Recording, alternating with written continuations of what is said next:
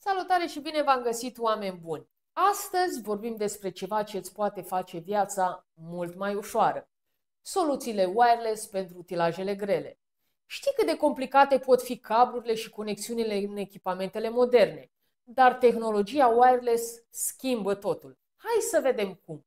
Tehnologiile wireless precum Bluetooth, Wi-Fi și rețele celulare fac utilajele grele mai eficiente și mai ușor de gestionat. Practic, scap de o mulțime de cabluri și ai acces la o gamă largă de funcții avansate. Sună bine, nu? Cum funcționează aceste soluții? Păi, hai să vedem. Bluetooth este perfect pentru comunicare pentru distanțe scurte. De exemplu, poți conecta utilajul la o tabletă sau la un telefon pentru diagnosticare rapidă. Cele Wi-Fi sunt ideale pentru transferul rapid de date sau pentru conectarea utilajelor între ele pe șantier. Rețelele celulare sunt esențiale pentru monitorizare la distanță prin sisteme telematice.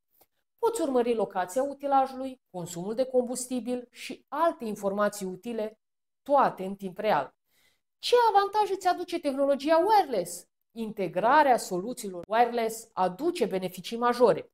Monitorizare în timp real. Vezi ce face utilajul tău fără să fii lângă el.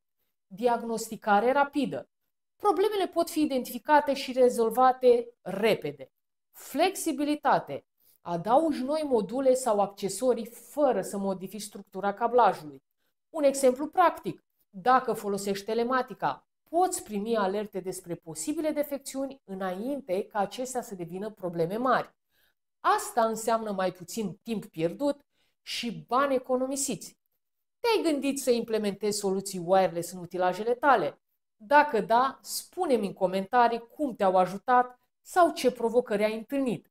Dacă ți-a plăcut acest video și vrei să afli mai multe despre cum să-ți optimizezi utilajele, apasă pe butonul de like, abonează-te la canalul nostru și distribuie acest video cu colegii tăi. Tehnologia wireless este viitorul, iar tu poți fi cu un pas înainte.